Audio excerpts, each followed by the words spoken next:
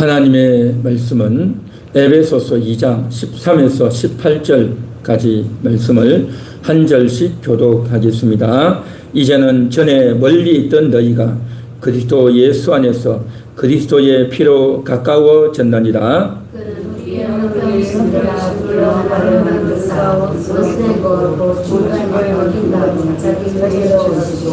법 조문으로 된 계명의 율법을 폐하셨으니 이는 이 둘로 자기 안에서 한 새 사람을 지어 화평하게 하시고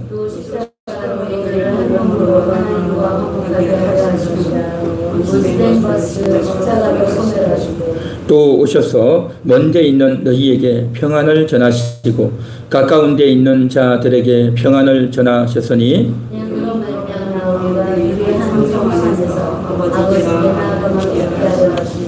아멘.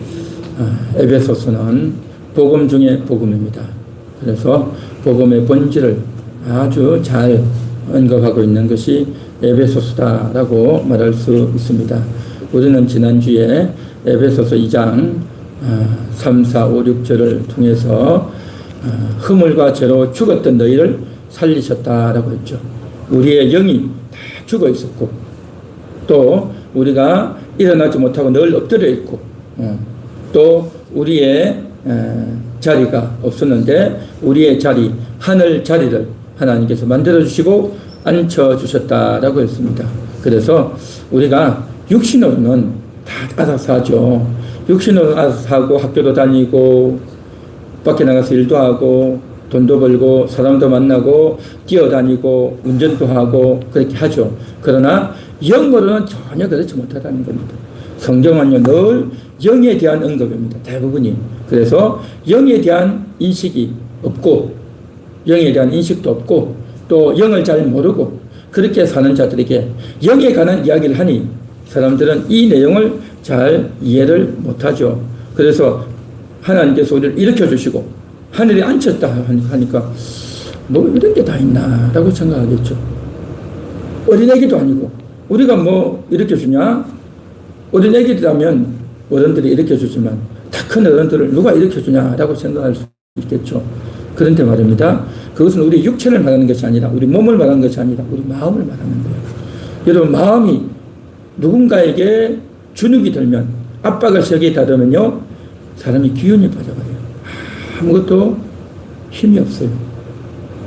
마음이 무너지는 거예요. 마음의 근심, 걱정, 염려에 팍 찌들리면요 아무것도 못해요. 그렇죠? 그러니까 사람은요 상처를 받고 너무 억울하고 하면요 어떻게 해야 될지 모르는 겁니다. 너무 우울하면요 아무것도 못해요. 마음의 병이 들면 아무것도 할 수 없어요. 몸은 움직이죠. 몸은 움직여가지고 뭐 라면 덕거리 먹고 뭐 TV도 보고 뭐 화장실도 가고 다 하겠죠. 마음이 무너지면요 아무것도 못한단 말이죠. 그래서 그런 자를 하나님이 일으켜 주신다는 겁니다. 할렐루야. 그래서 주님이 날마다 우리를 일으켜 주셔야 돼요. 우리를 일으켜 주시고 이렇게 하는 건데 그래서 영이란 말이에요. 영에 대한 내용을 에베소서는 이야기를 하고 있고 오늘도 이제 영에 대한 이야기가 계속 되어지는데요. 한번 보겠습니다.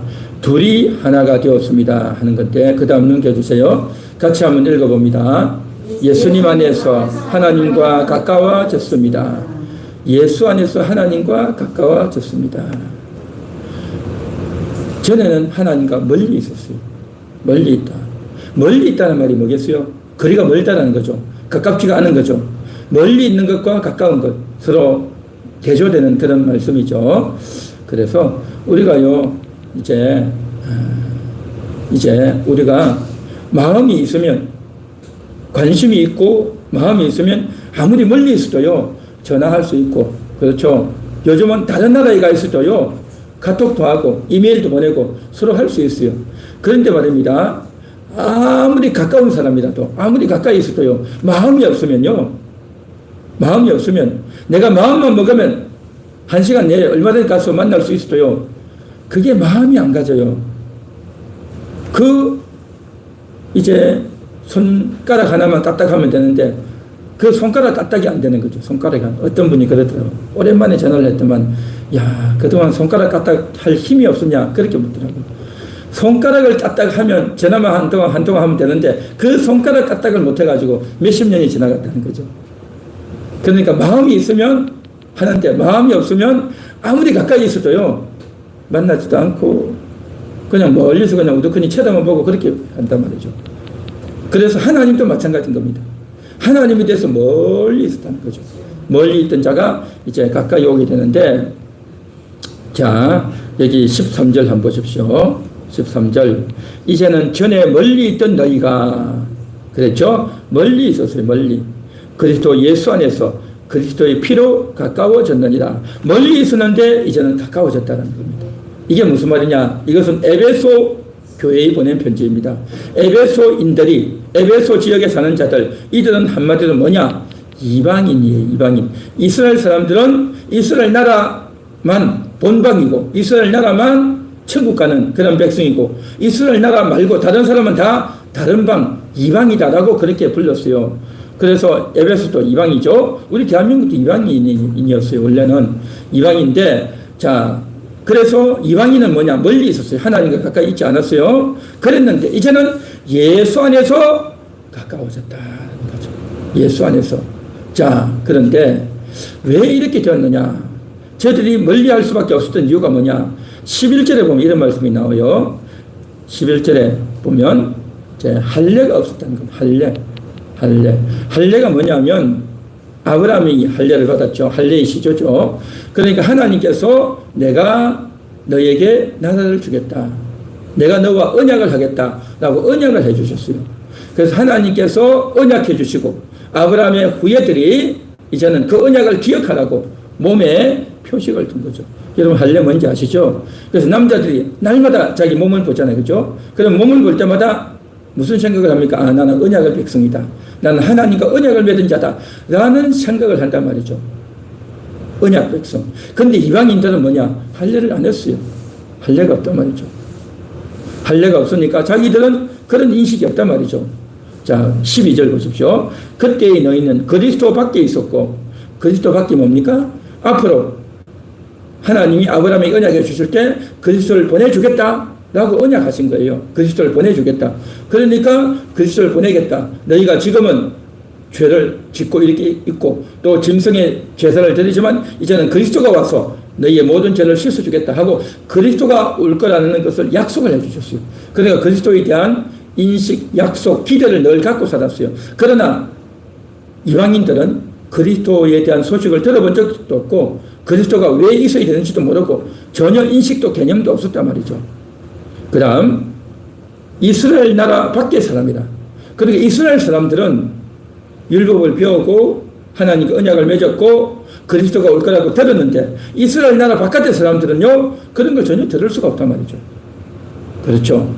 이스라엘 사람 아니면 그걸 알지 못한다는 거죠. 그러니까 이스라엘 나라 밖에 있었으니까 알지도 못하고 듣지도 못하고 그런 존재다라는 거죠. 그 다음에 약속의 언약들에 대하여는 외인이다. 약속의 언약이 없어요. 하나님이 약속하셨죠. 내가 너희를 버리지 않겠다. 내가 너희와 함께 하겠다. 내가 너희를 택하겠다. 하나님의 약속이 얼마나 많습니까? 그 많은 약속들을 저들은 하나도 갖지 못했어요. 기근이 오고 전쟁이 나고 어려움이 있을 때 하나님께서 두려워 말라. 내가 너희와 함께 하겠다. 다 약속하셨죠. 그런데 이방인들은 그런 게 없었단 말이죠. 그러다 보니까 12절 그랬죠. 세상에서 소망이 없고 소망이 없단 말이죠. 소망이 뭡니까? 하나님에 대한 소망. 영적인 소망, 이 소망을 말합니다. 그 소망이 없었다는 거죠. 그러나 이스라엘은 소망이 있었죠. 그리스도가 오면 우리가 잘 될 거다. 지금은 어렵지만 그리스도가 오시면 우리를 구원할 거다라는 소망이 있었단 말이죠. 그러나 저들은 소망이 없어요. 그리고 하나님도 없는 자다. 그렇죠. 하나님 말고 다른 신을 섬겼죠. 우상을 숭배하는 자들이었죠. 이방인들은. 그러나 이스라엘 사람들은 하나님을 숨겼죠. 그러니까 이스라엘 사람과 이방인은 달라도 너무 다르다라는 거죠. 너무 다르다. 그래서 이제 하나님과 이스라엘은 이런 관계가 있어요. 어떤 관계? 언약 관계. 하나님이 언약해 주신 하나님. 그래서 내가 너희의 하나님이 되겠다. 너희는 나를 섬기라. 율법을 지키라. 언약을 지키라. 그래서 자기가 언약 백성인 것을 알게 하기 위해서 할례를 행하고 그렇게 했단 말이죠. 자, 그래서 하나님과 이스라엘은 너무나도 관계가 맺어져 있고 아주 친밀한 관계가 되어 있었다라는 것입니다. 되어 있었어요. 그리고 이제 그리스도가 올 거다라고 했는데 드디어 그리스도가 오셨어요. 그리스도가 오셔서 자신이 내가 바로 구약에 예언한 그리스도다라고 이야기하셨죠. 내가 바로 구약의 그리스도다라고 하는 것을 이야기해 주시고 또 풀이해서 저들에게 설명해 주시고 그리고 그리스도라 해서 많은 사람들을 만나서 저들의 인생의 문제를 해결해 주시고 상담해 주시고 병도 고쳐주시고 죽은 자도 살려주시고 할렐루야 각종 의문점들을 다 해결해 주시고 다 풀어주셨단 말이죠. 이런 일들을 다 하시면서 이제 마지막에 십자가에서 고난을 당하고 죽으시고 3일 만에 부활하신 겁니다. 그러면 이스라엘 사람들에게 하나님께서 그렇게 하셨단 말이죠. 이스라엘 사람들에게.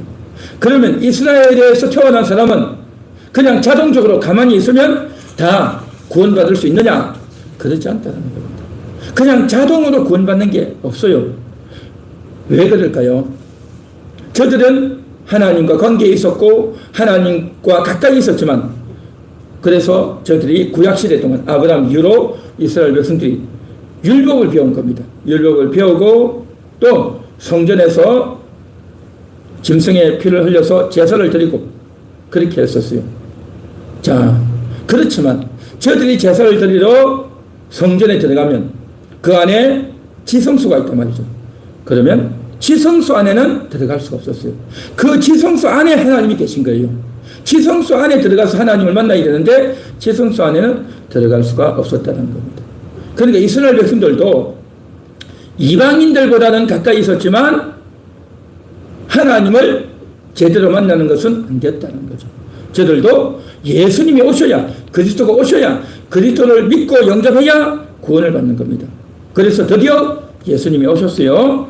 그래서 예수를 믿으라 라고 했는데 일부 예수님을 따르는 제자와 여인들은 예수님을 믿었지만 대부분의 이스라엘 사람들은요 예수를 거부해버렸어요. 외면해버렸어요. 예수를 십자가에서 죽여버렸단 말이죠. 그런데 말입니다.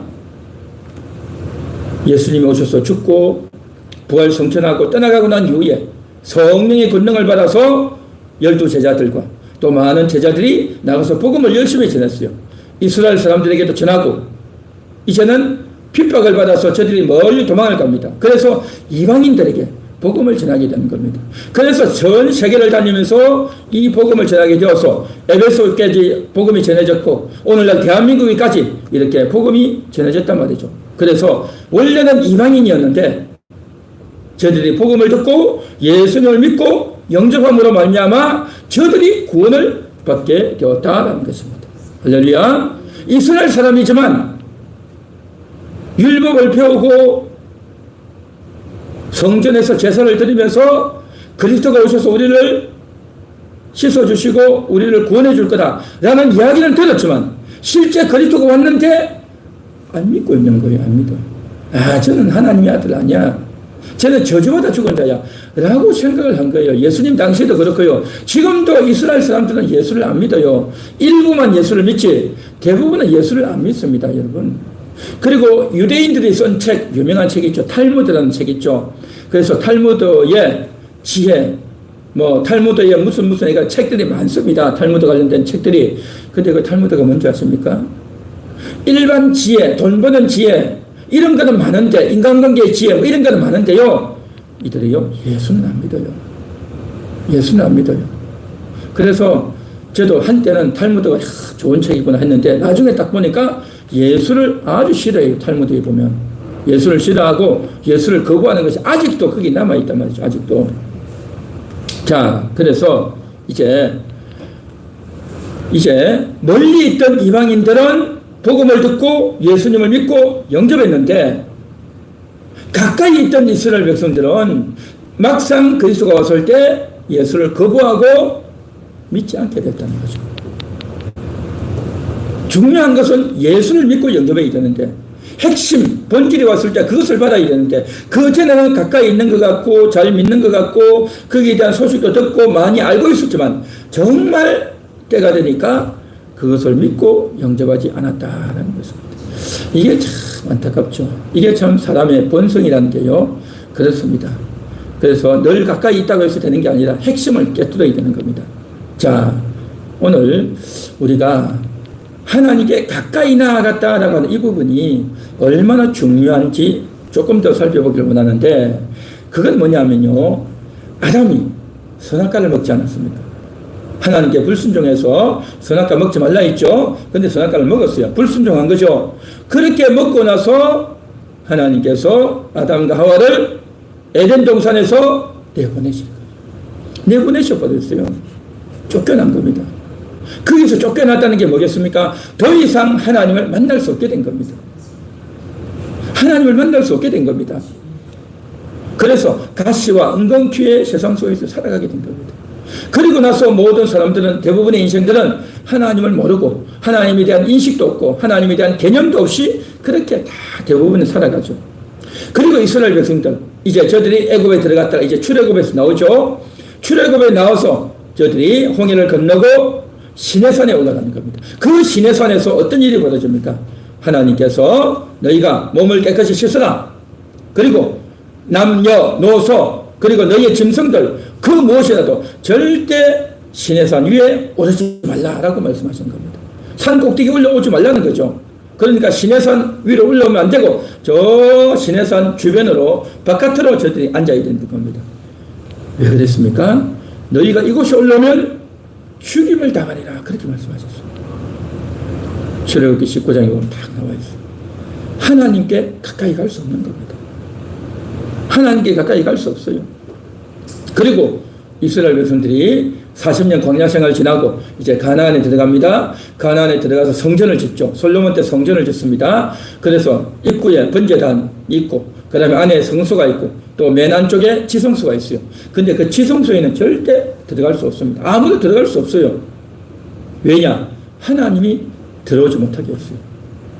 이곳에 들어왔다가는 죽임을 당한다라고 하셨어요.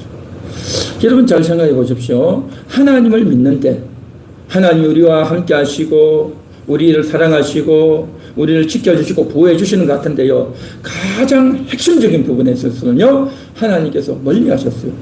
에덴 동산에서 쫓아내셨어요. 시내산 위에 절대 오르지 말라, 올라오면 죽는다 했고요. 그 다음에 성전에 와서 제사를 지냈는데도 불구하고 그 성전에서 가장 핵심 부분, 법궤가 있는 그 부분, 지성소 안에는 절대 들어오지 못하게 했어요. 하나님께서 저들이 가까이 오는 것을 멀리 하셨어요. 왜 그런지 아십니까? 우리는 이걸 알아야 돼요. 하나님은 우리와 함께 하시고 우리와 가까이 하신다는 것만 우리가 알고 있는데 그렇지 않다는 겁니다. 인간은 죄를 지었기 때문에 하나님께 가까이 갈 수가 없는 겁니다. 하나님께 가까이 갈 수가 없어요. 죄인이 하나님의 얼굴을 보면요, 그대로 타 죽습니다. 존재할 수가 없는 겁니다.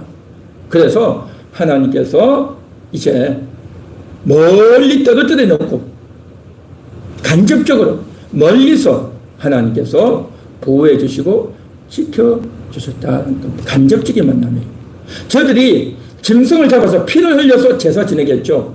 왜 제사를 지내야 됩니까? 그냥 요즘처럼 하나님 만나려면 하나님께 회개하고 하나님께 기도하고 그렇게 하면 되잖아요. 그런데 왜 짐승을 잡으라고 했냐면 짐승을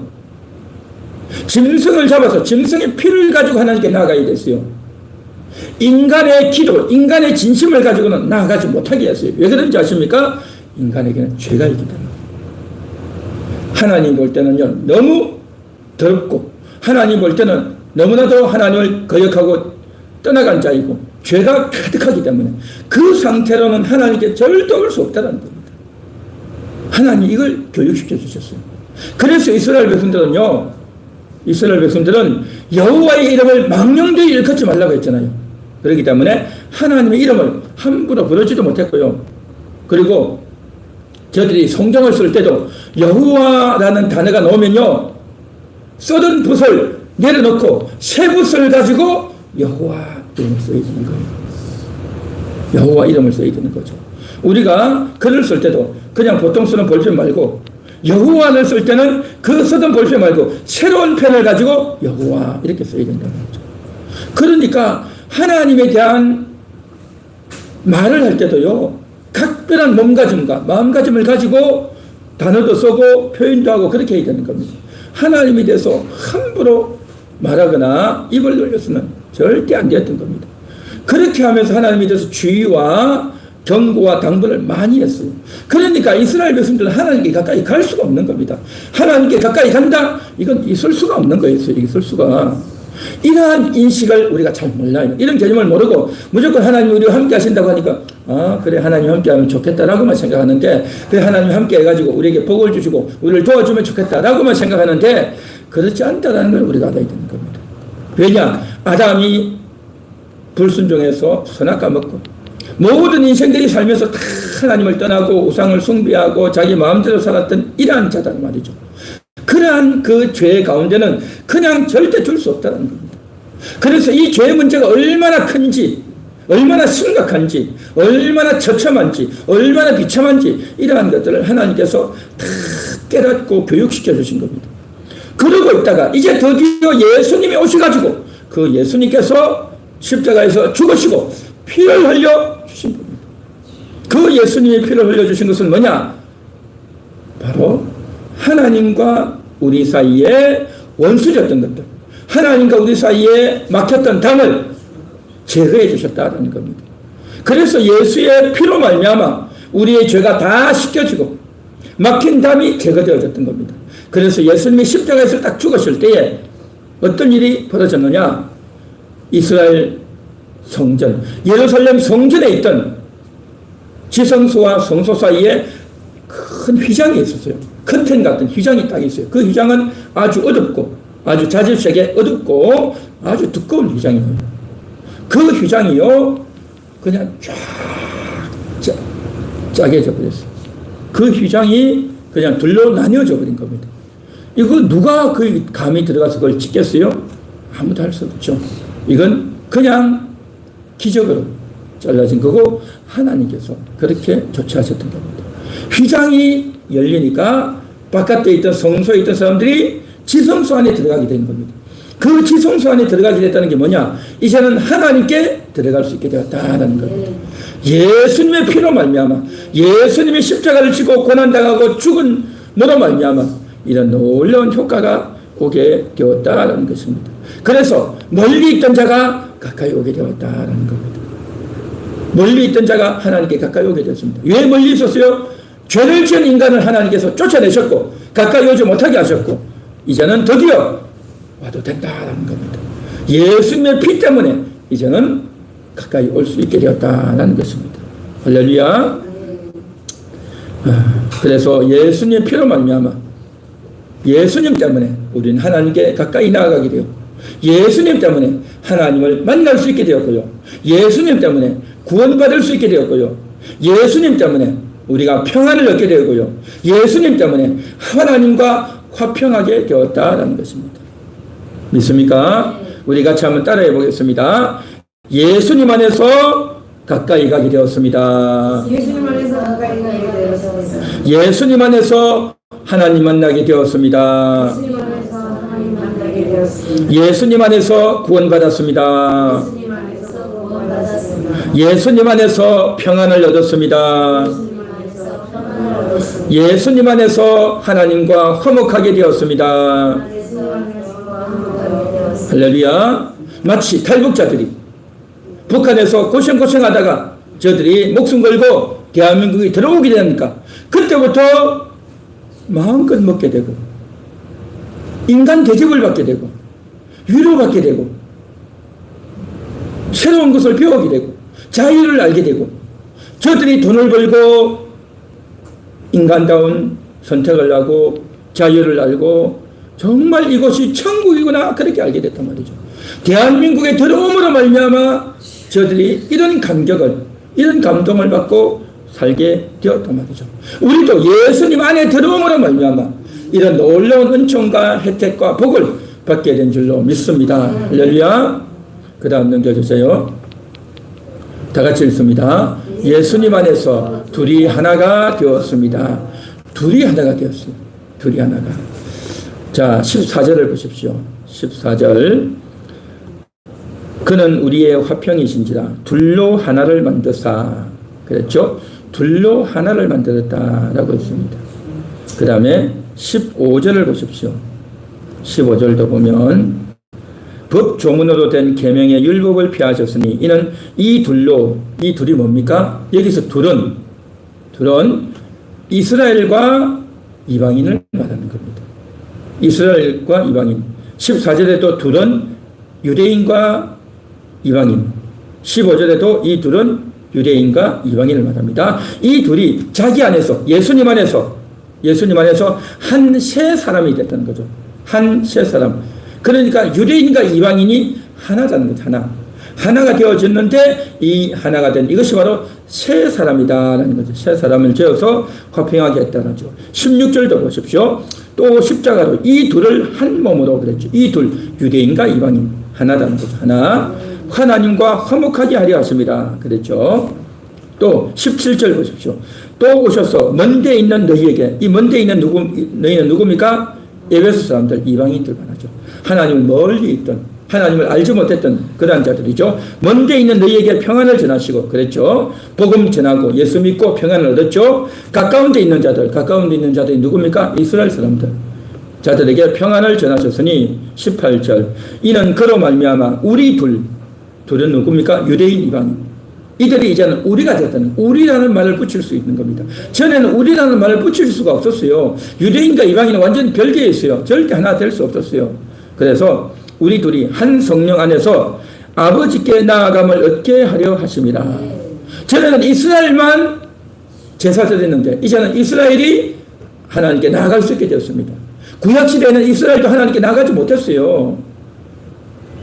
지성소가 막혀있기 때문에 들어갈 수 없었고 또 이방인과도 서로 관계가 안 좋았단 말이죠. 그런데 이제는 서로 하나가 되어서 같이 하나가 되어서 하나님께 나가게 되었다. 이게 바로 뭐냐? 예수님의 피로 말미암아 이렇게 됐다는 겁니다. 그러니 예수님의 피가 얼마나 위대한지, 예수님의 피가 얼마나 대단한지 그것을 설명하고 있다는 것입니다. 자, 그런데 말입니다. 지금은 하나가 되었는데 그동안은 하나가 되지 못했죠. 둘이 하나가 되지 못했어요. 유대인과 이방인이 하나가 되지 못했어요. 왜 그랬을까요? 왜 하나가 못했을까요? 이걸 우리가 좀 생각을 해봐야 돼요. 첫째는 뭐냐면 유대인과 이방인은 서로 비방하고 서로 방관하고 서로 적대시하던 관계가 있습니다. 왜 그런지 아십니까? 이스라엘 사람들은, 유대인들은요, 주변 나라 때문에 많이 피해를 받았어요. 애굽에 와서 괴롭혔죠. 또 말입니다. 나중에는 누가 괴롭힙니까? 아람 나라가 이스라엘을 막 괴롭혔어요. 아람 나라. 그리고 또 나중에는 아수르가 와가지고 이스라엘을 침탈하고 집을 삼켜버리고 또 나중에는 또 뭡니까? 바벨론이 와가지고 저들을 쳐들어와가지고 사람을 죽이고 빼앗아가고 포로로 끌고 가겠죠. 그래서 몇십 년 그렇게 지냈어요. 그래서 이제 바벨론이 말하는가 했더만 메대가 페르시아가 와가지고 또 이스라엘을 점령하고 괴롭히고 못 살게 굴었어요. 얼마나 지독하게 굴었는지 몰라요. 그리고 이제 나중에는 어떻게 됩니까? 로마가 와가지고 또 이스라엘 괴롭히는 겁니다. 자, 보십시오. 애굽, 아수르, 바벨론, 헬라, 그 다음에 로마. 이제 말들 해서 그렇지. 이게 그렇게 가요.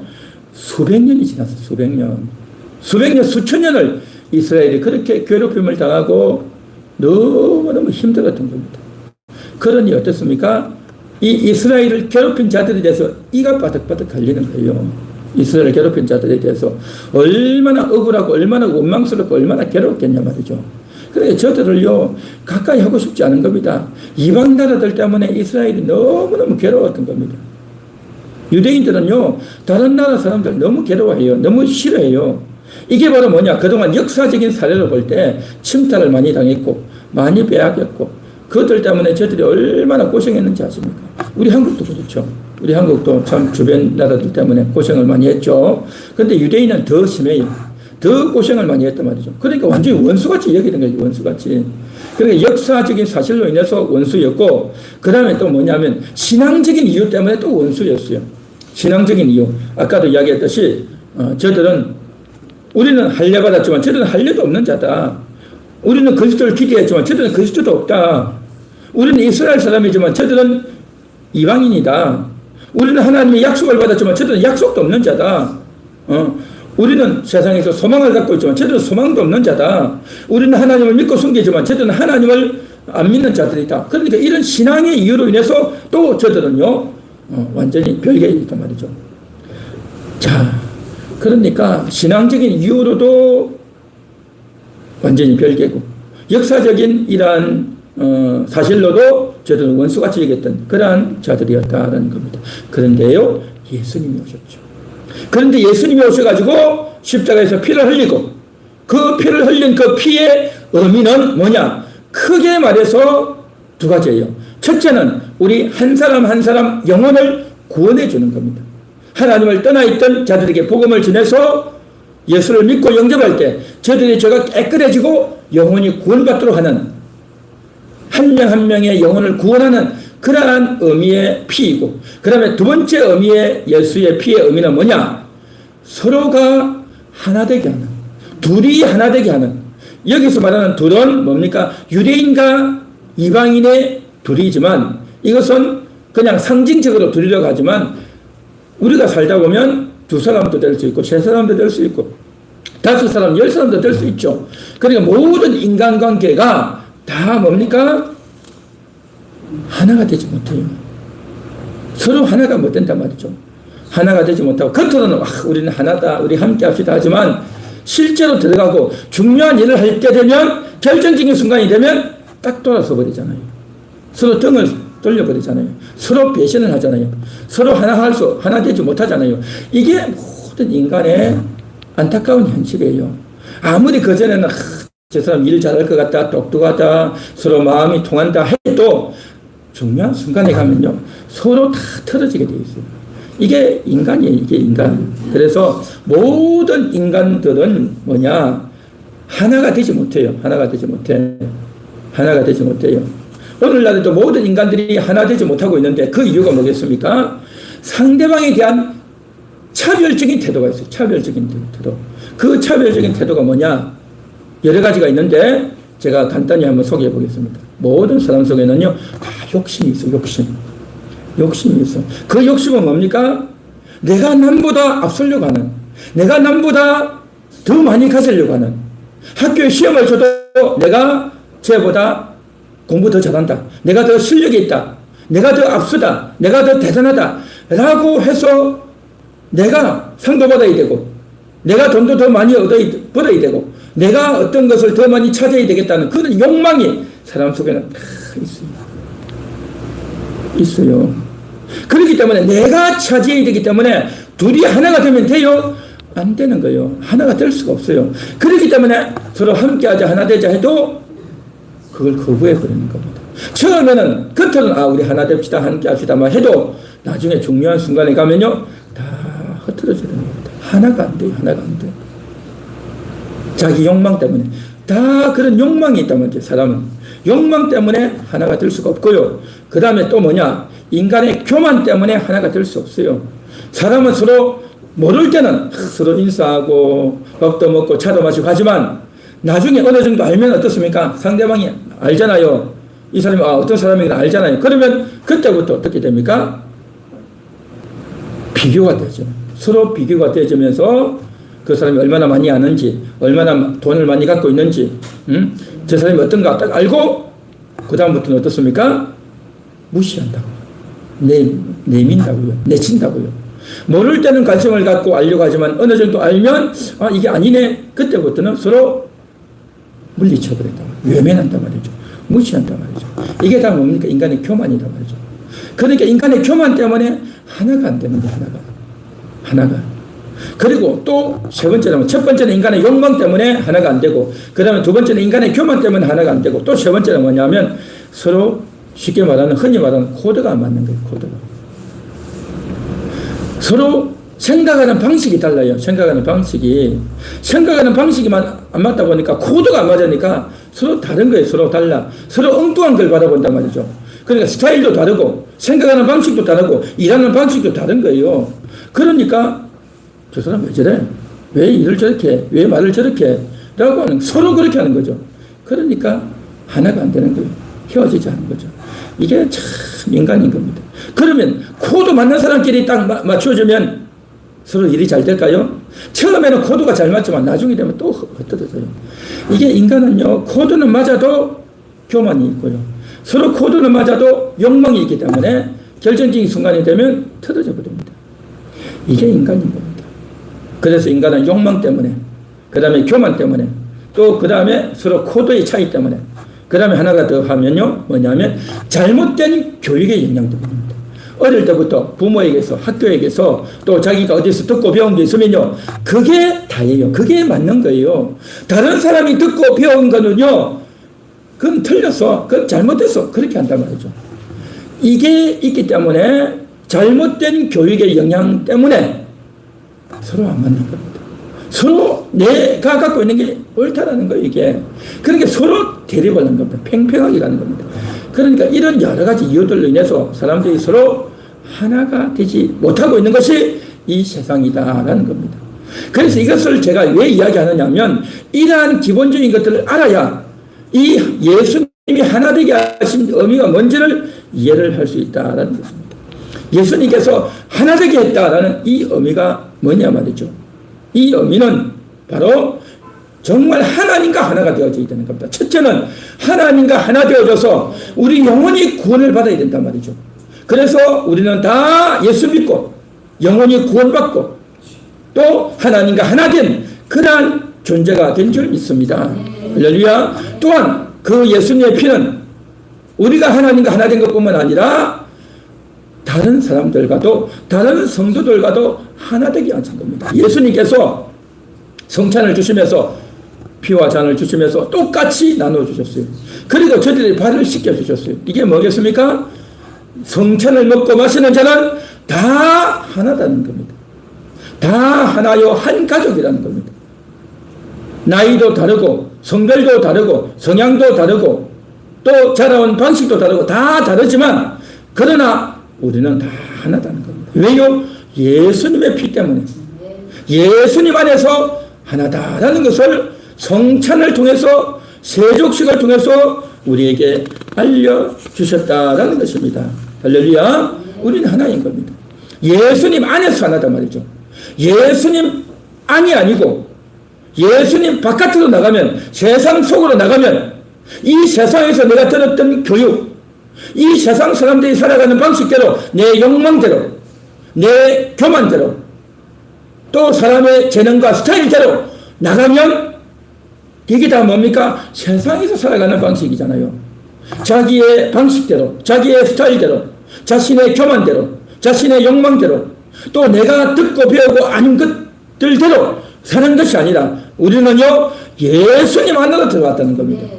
예수님 안으로 들어가서 예수님의 말씀을 듣고 예수님의 성찬을 먹고 마시는 예수님의 피를 받은 그래서 구원받고 하나님의 자녀가 됐고 그래서 우리는 유대인과 이방인이 하나 되도록 하게 하기 위해서 예수님의 십자가에서 죽으신 겁니다. 할렐루야. 우리가 하나 되도록 하기 위해서 예수님이 죽으셨단 말이죠. 이 놀라운 원리를 우리가 반드시 인식하고 기억해야 될 줄 믿습니다. 그래서 그 다음 넘겨주시기 바랍니다. 다 같이 한번 읽어보겠습니다. 예수님 안에서 하나 된 것을 지켜나가겠습니다. 이 하나 된 것을 지켜나가야 돼요. 지켜나간다는 게 뭐겠습니까? 우리는 이미 하나예요. 존재적으로 하나예요. 원리적으로 하나예요. 이것이 하나인데 그 하나인데 하나됨을 지켜야 되는데 말로는 하나라고 하지만 그러나 생각이나 행동이나 삶의 순간순간에서 하나 되지 못하고 살 때가 많다는 거죠. 그렇게 하나 되지 못하고 사는 그것이 올바르고 그렇게 흘러가서는 안 된다는 겁니다. 하나됨을 지키라는 겁니다. 하나됨을 지키라. 자, 19절 보십시오. 19절에 그러므로 이제부터는 너희는 외인도 아니요. 외인이 뭡니까? 그리스도 밖에 있는 언약 밖에 있는 사람 외인이라고 했죠. 외인이 아니다. 이제는 언약을 받았다는 겁니다. 전에는 이방인이었지만 이제는 하나님의 자녀가 되었기 때문에 외인이 아니다. 나그네도 아니요. 오직 성도들과 동일한 시민이다. 성도들과 하나 됐다는 겁니다. 이제는 외인이 아니고 하나 됐다는 거죠. 하나님의 권속이라는 거죠. 그런 자부심을 가지라는 겁니다. 20절 너희는 사도들과 선지자들의 터 위에 세워줌을 입은 자라. 선지자의 터, 사도의 터 위에 세움을 받았다는 겁니다. 전에는 각자의 개성과 각자의 코드와 각자의 스타일과 각자의 방식, 자기의 욕망, 자기의 교만, 각자가 듣고 배운 그러한 지식, 그 위에서 그것 때문에 그것이 근거가 되어서 살았는데, 이제는 그게 아니고 사도의 터 위에, 사도의 터가 뭡니까? 사도가 일러준 기독교, 사도가 일러준 예수의 신앙, 이 성경, 이게 바로 사도의 터다 말이죠. 우리는요, 옛날 가지고 있던 그 터, 그 방식으로 사는 것이 아니라 예수의 방식으로, 성경의 방식으로 살아야 된다라는 것입니다. 할렐루야. 그리스도 예수께서 친히 모퉁이 돌이 되셨느니라.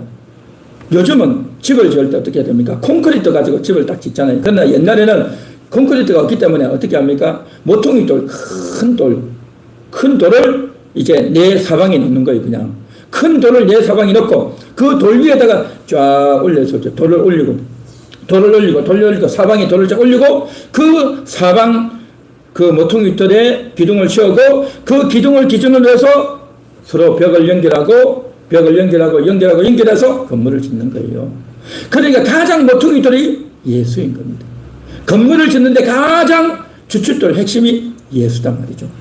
집을 지을 때 모퉁이 돌이 기준이 되고 핵심이 되고 튼튼하고 안전하게 서 있듯이 우리의 모퉁이 돌은 뭐가 되어야 되느냐? 각자의 개성이 아니라, 각자의 코드가 아니라, 각자의 욕망이 아니라, 각자의 교만이 아니라, 내가 듣고 배웠던 어떤 것이 아니라, 우리의 모퉁이 돌은요, 예수님이 되어야 할 줄 믿습니다. 성경 말씀이 되어야 할 줄 믿습니다. 할렐루야. 그래서 우리가 하나님 안에서 거듭나게 된 자이고, 그래서 우리가 다 하나가 되었다는 겁니다. 그런 하나가 되었다는 거죠. 21절 보십시오.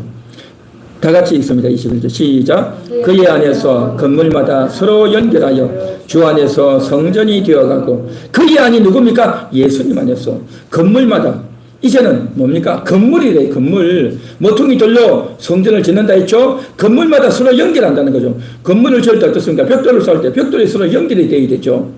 그렇죠. 아래 위도 연결되고 좌우도 연결되어서 이게 벽돌이 쫙 연결돼서 벽이 되어지고 건물이 되고 성전이 되듯이 우리도 서로 연결이 되어야 된다. 연결이. 나도 연결되고 다른 성도도 연결되고 우리 가족도 연결되고 다 연결이 되어져야 되는 겁니다. 연결. 어디에서? 모퉁이 돌 때문에. 모퉁이 돌 때문에 서로 연결이 되어져야 돼요. 연결이 안 되고 이것이 떨어져 가지고 아래 위가 떨어지고 좌우가 떨어지고 그렇게 되면 안 된다는 겁니다. 서로 연결되어야 돼요. 서로 연결되고 하나 되고 서로 소통하고, 연결이 뭡니까? 서로 소통이 이루어져야 되는 겁니다. 서로 대화가 되어져야 돼요. 서로 마음이 주고받아져야 되는 겁니다. 그래서 복음이 전해져지고 또 서로 위로하고 서로 도와주고 그런 일이 되어져야 된다는 거죠. 22절 다 같이 읽습니다. 너희도 성령 안에서 하나님이 거하실 처소가 되기 위하여 그리스도 예수 안에서 함께 지어져 가느니라. 함께 지어져 가는 겁니다. 함께. 우리는 다 함께 지어져 가야 된단 말이죠. 아직은 완벽하지 않아요. 아직은 완벽하지 않고 실수가 있고 허물이 있고 부족이 있고 연약하고 또 넘어지기도 하지만 다시 지어져야 되는 겁니다. 함께 지어져 가는 존재. 둘이 하나가 되었어. 이 둘이 하나가 되었다는 것이 완전히 끝난 것이 아니라 하나가 되어졌지만 지어져 가야 되는 그러한 위치에 있다는 것입니다. 지금은 그런 게 없지만 옛날에 초대교회 당시에 로마 나라가 다스릴 때에 무엇이 있었냐면요, 큰 원형 경기장 콜로세움에다가 로마인들을 다 모아놓고 뭘 하냐면 건투사들이, 칼을 쓰는 사람들이 나와서 서로 칼싸움을 하겠는 겁니다. 서로 칼싸움을 해가지고 누가 하느냐, 누가 이기느냐. 그래서 죽을 때까지 하는 거죠. 끝까지 이길 때까지 하는 겁니다. 그러면 어떻게 됩니까? 아무리 칼싸움을 잘해도요, 거기에 넣으면 서로 다 칼싸움을 잘하는 자들이 나온다는 거죠. 그러면 둘 중에 한 명은 꼭 죽게 되는 거죠. 그래서 이겼다. 그러면 또 다른 사람이 나와요. 다른 사람과 또 붙어야 돼요. 그러니까 끊임없이 피를 보는 거죠. 한 명이 죽어야 된단 말이죠. 그 끔찍한 일이 벌어진단 말이죠. 그러니까 로마 황제가 그 구경을 하고, 그러면 로마 시민들이 다 나와서 그걸 지켜보고, 그러면서 하루를 보냈어요. 그러니까 얼마나 많은 사람들이 죽어나갔냐 말이죠. 그들이 누굽니까? 노예였어요, 노예. 그러니까 싸움 잘하는 사람들 불러가지고 그 일을 한단 말이죠. 그러니까 많은 사람이 죽고 피를 흘리고 가는데 그때 당시 텔레마쿠스라는 사람이 있었습니다. 이 텔레마쿠스는 어떤 사람이냐? 예수를 잘 믿는 사람이었어요. 그래가지고 이 세상이 정말 욕심과 교만과 세상에 속해 있는 사람들이 너무 싫어서 광야로 가서 나는 기도하면서 하나님과 독대하면서 지내겠다 해서 광야 생활을 하려고 광야를 갔는데 하나님께서 나에게 강력하게 음성을 들려주기로 너는 여기 있으면 안 된다. 로마로 가라. 로마로 가라. 그런 음성을 계속 돌려주시더래요. 그래서 로마로 온 거죠. 로마로 왔는데 사람들이 어디로 모여 있느냐? 이 로마 원형 경기장에 다 모여 있는 겁니다. 그 원형 경기장에 모여가지고 사람들이 서로 박수를 치고 환호하고 A가 이겨라 B가 이겨라 해서 서로 환호하고 그렇게 하는 겁니다. 이게 뭐냐는 거죠. 이게 있으면 안 된다 해가지고 이 텔레마쿠스가 이제 어떻게 합니까? 그곳에 가서 멈추시오. 왜 이게 뭡니까? 왜 사람이 죽어야 됩니까?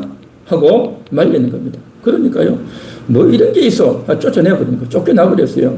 그랬는데 또 들어가서 이래서는 안 됩니다. 왜 사람을 죽입니까? 이 정말 짐승 같은 이런 행동을 하면 안 됩니다.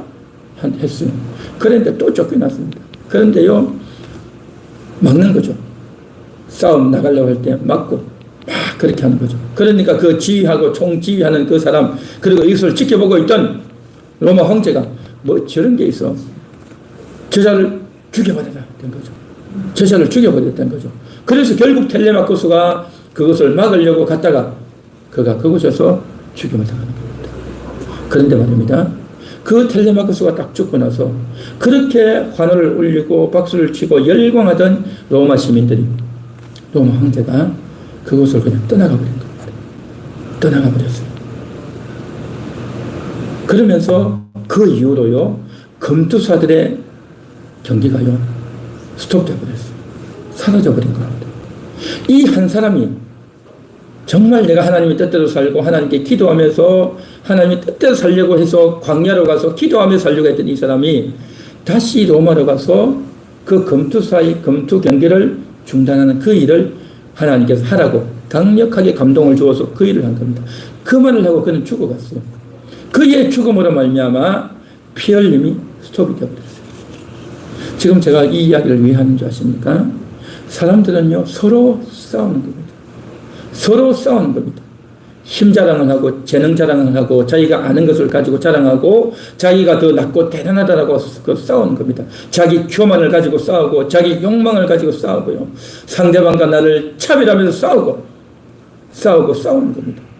로마에 있던 그 사람들은 칼을 가지고 싸웠지만 오늘날 사람들은 칼은 아니지만 말로 싸운다고요. 말로. 학교에서 싸우고 직장에서 싸우고 가정에서 싸우고 다 싸우는 겁니다. 그 싸움에서 뭡니까? 상대방의 마음을 무너뜨리는 겁니다. 험악한 말을 하고 압제를 하고 그 매서운 눈으로 상대방을 째려보고 그러면서 서로 어르렁거리고 싸우는 그러한 로마 검투사의 그 검투의 경기가 그때 당시 로마에서만 있었던 것이 아니라 오늘날 온 세계에 다 있는 겁니다. 그때에 이 텔레마쿠스가 자기가 피를 흘리고 죽으면서 그 검투 경기가 스톱되었듯이 누군가가 싸움을 하려고 할 때 죽어줄 때 희생당하는 자가 있을 때 그때에 이 싸움이 스톱이 되는 겁니다. 서로 이기려고 서로 상대방을 죽이려고 서로 내가 낫다 내가 옳다 내가 맞다 내가 틀렸다 내가 잘못했다 그 고쳐라 말이야 당신 그렇게 하면 안 돼 라고 서로 손가락질하고 비방하고 공격하고 죽이고 압제하고 어르렁거리고 싸우려고 하는 그러한 원수된 이러한 관계가 얼마나 많냐 말이죠. 이렇게 되어 있는 저들 이렇게 나가서는 안 된다 말이죠. 누군가는 거기서 희생을 당하고 죽어야 되는 겁니다. 그런데 싸우려고 하다가 져서 희생을 당하면 어려움이 있겠지만 이것에 대해서 믿음을 가지고 하나님 말씀에 입각해서 오늘 이 말씀에 입각해서 둘이 하나가 되게 하셨다. 유대인과 이방인이 하나 되게 하셨고 성도와 성도가 하나 되게 하셨고 예수의 피로 하나 되게 하셨다라는 이 사실을 누군가가 먼저 알고 내가 이 싸움에서 말로 싸우는 이 싸움에서 죽어주고 져주고 희생을 당해주는 이 사람이 있다고 한다면 그 희생당함 때에 말의 상처로 고통과 억압과 억울함이 있겠지만 누군가가 죽어줄 때 죽어주는 그 사람으로 인해서 어떻게 되어집니까? 싸움이 멈추는 겁니다. 분쟁이 멈추는 겁니다. 정말 이런 일이 우리 가운데 있기를 원하는 겁니다. 그런데 대부분의 사람들은 그렇게 되지 못했어요. 내가 억울했다, 내가 졌다, 내가 못 살겠다, 내가 이렇게 해서 왜 사냐 해서 상처와 우울감과 원망을 가지고 엉뚱한 행동들을 많이 하죠. 대부분이 그렇습니다.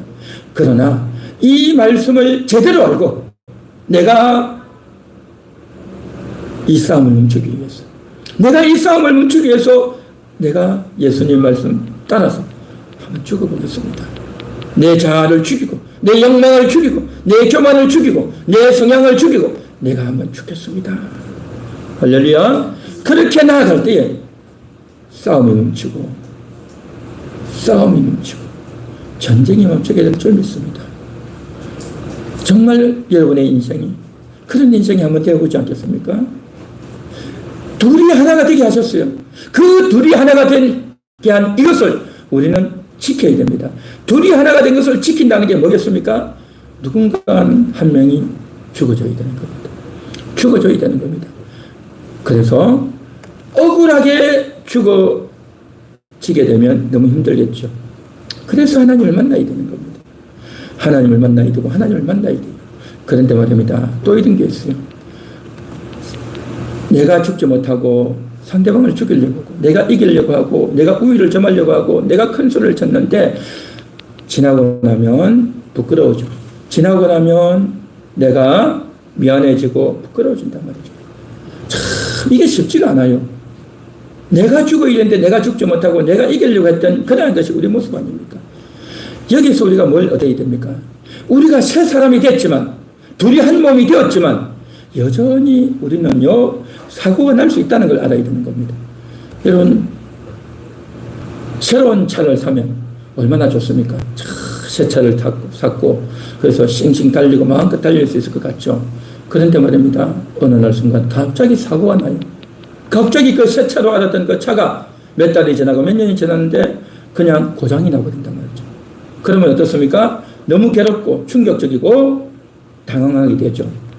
그런데 말입니다. 계속 사고가 나요. 저도 차를 가지고 있지만 이 차가 계속 고장나고 문제가 생기고 AS를 부르고 그렇게 해야 되는 겁니다.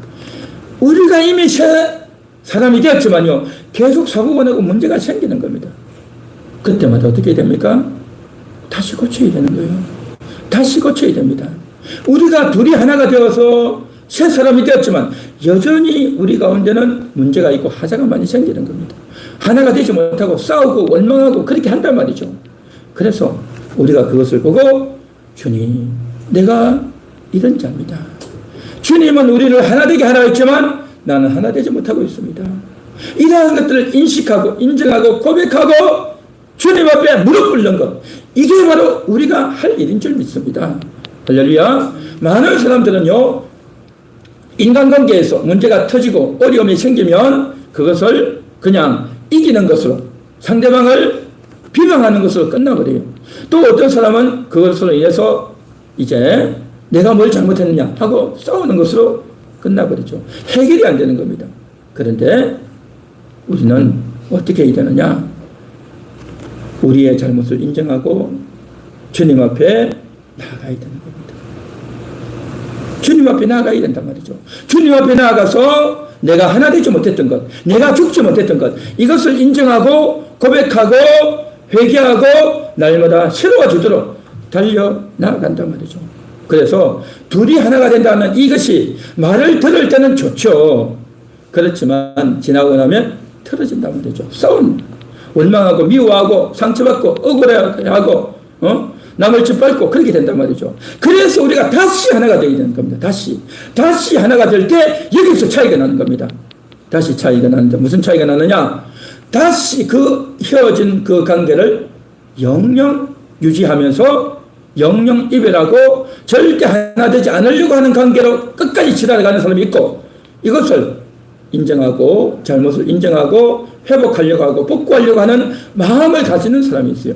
그렇게 회복하고 복구하려는 마음을 가지는 사람이 뭐냐? 새롭게 지어져 가는 겁니다. 이게 새롭게 지어져 가는 거다 말이죠. 새롭게 지어져 간다는 말의 의미가 뭐냐? 하나가 되지 못했기 때문에 다시 고치고 수리해서 새롭게 되는 겁니다. 할렐루야. 그래서 우리가 아름답게 성장하고 새로워지는 겁니다. 문제 없이, 사고 없이, 어려움 없이 그냥 깔끔하게 품위 있게 남보기 좋게 그렇게만 가는 게 아니라 항상 누추함이 나타나고 사고가 생기고 엉망이 되고 다쳐지고 괴로워지고 정말 너무너무 부끄러워지고 그러면서 주님 앞에 한 걸음 나아가고 새롭게 나아가는 겁니다. 그러면서 내가 갖고 있던, 이전에 갖고 있던 오름과 나의 견고한 진들이 부서지고 허물어져서 예수님의 말씀을 듣겠습니다, 따르겠습니다 하고 나아간단 말이죠. 할렐루야. 이게 바로 하나됨을 지키는 겁니다. 사랑하는 성도 여러분, 우리는 다 하나입니다. 하나이지만 하나 되지 못하는 일들이 드러날 겁니다. 가정에서도 직장에서도 그런 일이 많이 나타날 거예요. 많이 나타날 때마다 충격받고 당황하고 놀라겠죠. 그러나 우리는 그것으로 끝나는 것이 아니라 예수님께 와서 물어봐야 되는 겁니다. 예수님께 와서 이제 고쳐야 되는 겁니다. 차가 고장나면 카센터 가서 고쳐야 되지만 마음이 고장나면 예수님께 와야 됩니다. 주님께 와서 물어보고 주님의 해석을 받고 주님의 AS를 받아야 되는 겁니다. 주님의 AS를 받고 우리의 마음이 회복되고 새로워지고 다시금 힘을 내야 될 줄 믿습니다. 그러므로 예수님이 하나되게 해주신 이것을 가지고 우리는 이제는 평생 살면서 날마다 회복하고 날마다 새롭게 되어져 나가야 될 과제가 우리에게 있는 겁니다. 이 일을 잘 감당하는 저와 여러분 되시기를 축원합니다.